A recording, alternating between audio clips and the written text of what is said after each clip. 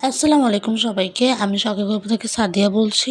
আশা করি আপনারা সবাই ভালো আছেন। তো আজকে আমি আবারও নতুন একটি ভিডিও নিয়ে হাজির হয়ে গেলাম। আজকে আমি দেখাবো তরমুজের খোসা দিয়ে খোসা ভাজি। ফেলে দেওয়া জিনিস দিয়েও যে এত মজার রান্না করা যায় তা আপনারা যদি এটি রান্না না করেন তাহলে কিন্তু বুঝতে পারবেন না। তো এই তো আমি এখানে তরমুজের খোসাগুলো নিয়ে নিলাম। খোসাগুলোকে আমি এখন ভালো করে ছিলিয়ে নিয়ে পরিষ্কার করে নেব। তরমুজের খোসাগুলোকে ভালো করে পরিষ্কার করে নিয়ে পাতলা পাতলা করে আমরা এটিকে ভালো করে কেটে নেব ঠিক এরকম ভাবে।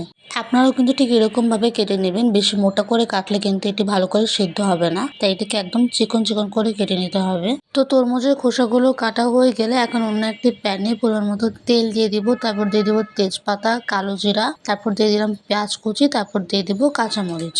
এখন আমরা এটিকে ভালো করে ভেজে নিব।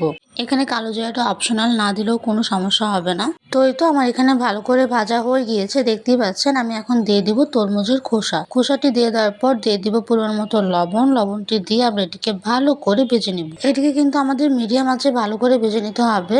আমাদের খেয়াল রাখতে হবে এটি যেন লেগে না যায় বা পুড়ে না যায়। এখানে কিন্তু আমি কোনো রকম ভাবে ঢাকনা ব্যবহার করিনি। যদি আমি ঢাকনা ব্যবহার করতাম তাহলে এটি আরো বেশি করে গলে যেত। তাই আপনারাও কিন্তু এখানে কোনো রকম ভাবে ঢাকনা ব্যবহার করবেন না, তাহলে কিন্তু এটি একদম গলে যাবে। তো এই তো দেখতেই পাচ্ছেন আমার এখানে ভালো করে ভাজা হয়ে গিয়েছে। আমি এখন এটিকে একটি প্লেটে নামিয়ে নিব। আপনারা কিন্তু এটিকে খুব সহজেই বানিয়ে নিতে পারবেন কোনো রকম ঝামেলা ছাড়াই। ফেলে দেওয়া জিনিস দিয়েও যে এত মজার রান্না করা যায়, আপনারা যদি এটি না ট্রাই করেন তাহলে কিন্তু একদমই বুঝতে পারবেন না।